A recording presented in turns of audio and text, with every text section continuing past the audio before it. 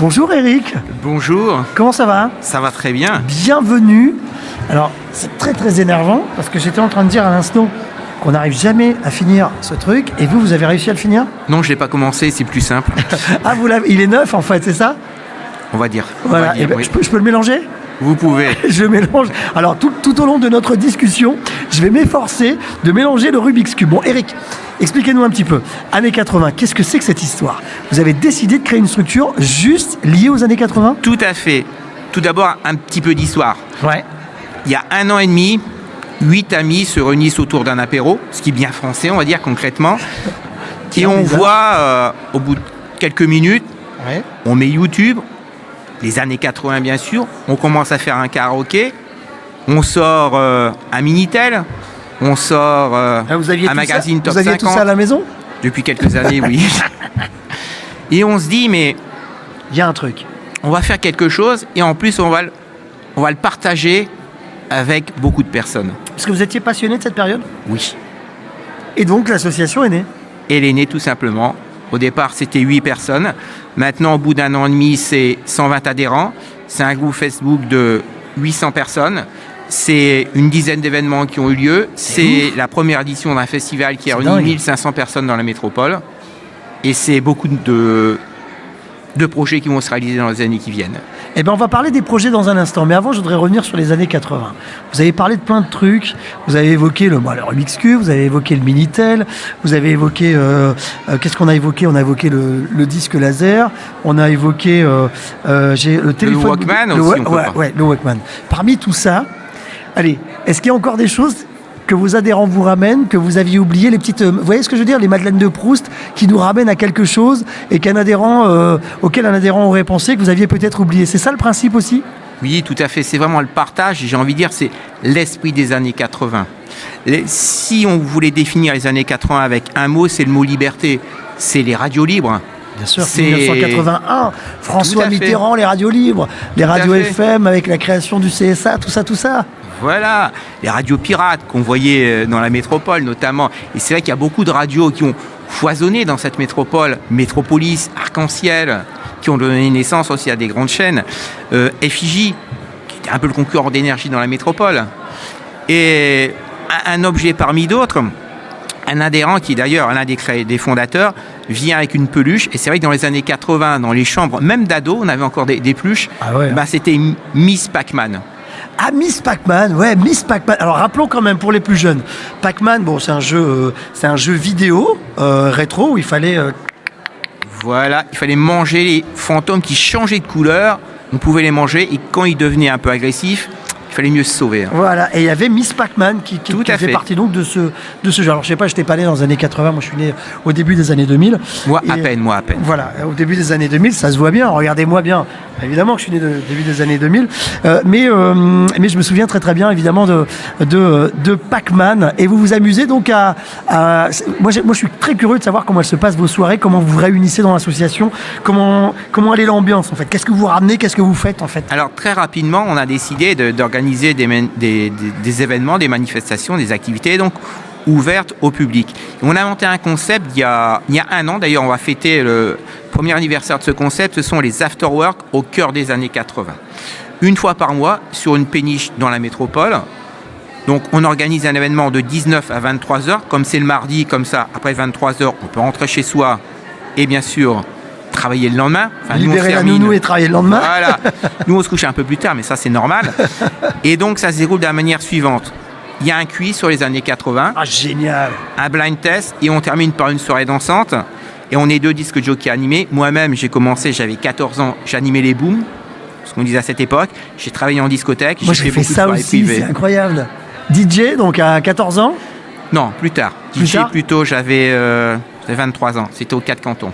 Ah ben oui, évidemment, pour ceux qui sont de la métropole, le 4 Cantons qui était une discothèque mythique des étudiants de la métropole. Voilà, qui était devenue après, on peut le dire, on est sur Facebook, qui était devenue après la Fabrique, voilà, qui malheureusement a connu, voilà, qu'on appelait les 4 Q à l'époque. Tout à fait. Voilà, et qui faisait souvent d'ailleurs les afters des soirées, des discothèques lilloises. Tout à fait. Des bars lillois qui fermaient à l'époque à pour beaucoup 2h du matin. Pour certains qui avaient de la chance, c'était 4h du matin. Et puis après, on allait finir la soirée au 4 Q. Tout à fait. Mais là, on est plutôt dans les années 90 pour le coup. Les 4Q, c'était aussi les années 80. C'était aussi les années 80, vous avez connu la deuxième partie Eric, des années 80. Vous avez connu les 4Q des années 80 ? Oui. Et alors, qu'est-ce qu'on jouait aux 4Q des années 80 ? Allez, un petit blind test sur la culture musicale. C'était dans les années 80, c'était quand même, les 4Q avaient...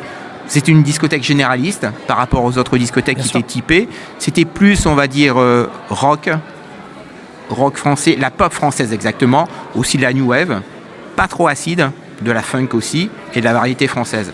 C'est vraiment la discothèque généraliste qui a réuni plusieurs générations, on peut le dire. Est-ce que c'est bien d'être, je me fais l'avocat du diable, est-ce que c'est bien d'être comme ça, trop ancré dans une période, d'être trop nostalgique ? Est-ce que ça nous empêche de regarder l'époque dans laquelle on vit, d'écouter de la musique de l'époque de laquelle on vit ? Parce que du coup, on a, j'imagine, un regard plus critique aussi sur la musique actuelle. Non, je pense que ce qu'il faut, c'est surtout pas être nostalgique. Ah. Et d'ailleurs, c'est le slogan de l'association. Les années 80, vous les avez vécues, vous souhaitez les revivre. Vous ne les avez pas vécues, vous aimeriez les vivre. Et concrètement, c'est vrai que j'aime bien écouter la musique des années 80, sinon je n'aurais pas créé cette association avec des amis. Et en même temps, je peux écouter, je veux dire, la musique actuelle. Quand j'anime des soirées, il est clair que toutes les soirées, je ne vais pas mettre que de la musique des années 80, sauf si on nous le demande. Mais ça marche bien encore en discothèque. Hein. Ça marche bien, en mais soirée, pas ça que. Marche super bien. Heureusement, je pense que... Vous sortez Another Brick. Fake. Le groupe Fake. Bah oui, évidemment. Tout à fait, voilà. Vous pouvez venir d'ailleurs à l'Afterwork le 4 octobre, je pense que vous allez gagner. Là. Non mais vous sortez un titre comme ça, vous sortez un Dépêche Mode, vous sortez un Modern Talking, tiens, est-ce que ça c'est... Sur ma soul. Voilà, on sort Patrick Hernandez évidemment, un petit Born to Be Alive. Patrick Hernandez, on a fait un petit quiz sur notre stand, là. Ouais. On a eu tout le monde d'ailleurs à venir nous rencontrer. Ah, dites-moi. Qui a été choriste de Patrick Hernandez entre Lio, Mylène Farmer et Madonna? Alors, moi je vais vous dire un truc, Eric, et sur cette question-là, vous abordez un truc, parce que j'ai échangé avec Patrick Hernandez en personne à ce sujet. Ça veut dire que c'est un mythe urbain, non? C'est un mythe urbain. C'est-à-dire que Madonna n'a pas été la choriste. Elle a effectivement passé les castings aux États-Unis pour être sa choriste, mais le producteur à l'époque a dit cette fille n'est pas faite pour être à l'arrière-scène, mais pour être au devant de la scène immédiatement. Il y avait d'ailleurs un mythe qui racontait qu'elle travaillait dans un bar en Belgique, à Moucron, si mes souvenirs sont bons, qu'elle était ici dans la région. En fait, il n'en est rien. Effectivement, elle avait un lien avec les producteurs à l'époque de Patrick Hernandez, mais en fait, Madonna... Elle n'a pas chanté avec Patrick Hernandez. Vous voyez, les années 80, on en apprend tous les jours. Et je suis très content. Ben ouais. Non, parce que en fait, c'est tout bête. Voilà, je vais le dire pour celles et ceux qui nous suivent. J'anime des avant-premières. Et un jour, il y avait, pour Star 80, ils avaient la présence de Patrick Hernandez. J'ai eu la chance de dîner avec lui. Et je lui ai donc posé la question. Je lui ai dit, mais Patrick... c'est quoi cette histoire? Et d'ailleurs, si vous voulez retrouver, il y a une interview de Patrick Hernandez sur une chaîne belge qui s'appelle No Télé, dans lequel il répond à ça et dans lequel il précise qu'effectivement, il y a ce mythe urbain sur Madonna qui aurait fait des tournées avec Patrick Hernandez. Il n'en est rien. Ceci étant, ça reste une très bonne chanson et qui met l'ambiance, qui met le feu à tous les coups. Tout à fait. Et une petite anecdote tout à l'heure sur notre stand. Au tout début, donc avant même l'ouverture du public, ce qui nous a vraiment fait plaisir, c'est qu'on avait un groupe de 5-6 personnes qui étaient là. C'était que des enfants qui jouaient avec le télécran, qui prenaient le Minitel, qui prenaient l'ancien téléphone à cadran et qui disaient moi, le télécran, je connais quelqu'un qui en a, j'aimerais bien en avoir un. Et puis jouer avec. Et on voit bien en fait que le télécran, comme les objets des années 80, ça, clairement, c'est intergénérationnel. Après, il y a un truc qu'on peut se dire aussi, c'est-à-dire on est allé tellement, on va tellement loin dans la technologie, avec nos smartphones, dans lequel il y a tout, qu'en fait, on a plaisir aussi, et c'est peut-être ça, le retour, espèce de revival comme ça qu'il y a des choses, avec le retour du vinyle, le retour de la cassette, le retour en arrière aussi aux choses simples. Est-ce que finalement, quand on a tout eu, on n'a pas à un moment donné envie parce qu'avec ces téléphones, on a tout, absolument tout à l'intérieur. Tout à fait. Est-ce qu'on n'a pas envie de revenir à des choses plus simples? Je ne vais pas dire jusqu'à choses plus essentielles, mais en tout cas plus simples. J'ai envie de dire le terme que j'allais utiliser. Avant, je veux dire, dans les années 80, quand on était une bande de copains, on va dire, pour pas dire utiliser le terme amis, concrètement, quand on se quittait le samedi, on savait très bien qu'il fallait tout se dire parce que téléphoner, ça coûtait cher. Évidemment. En plus, les parents prenaient le petit écouteur souvent, Bah oui. quelles que soient les familles. Voilà, où le téléphone était dans le salon, donc question discrétion, il n'y avait pas. Et en fait, quand on se voyait, on était autour d'une mobilette ou on était en vélo. Et on communiquait beaucoup plus alors qu'on avait moins de moyens technologiques de communiquer.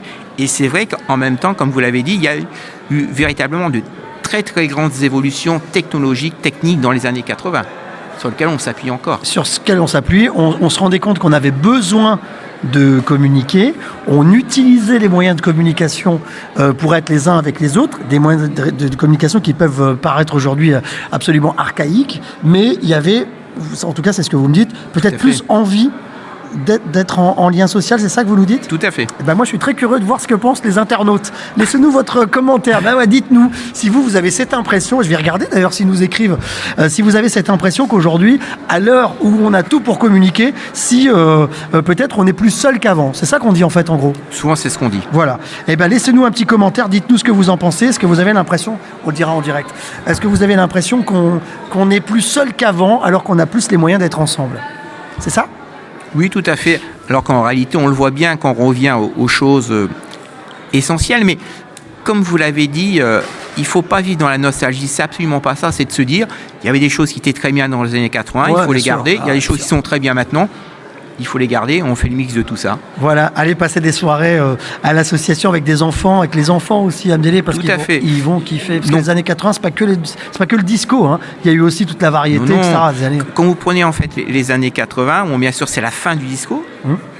On va dire les années disco, c'est vraiment les années 70, mais jusqu'en 82.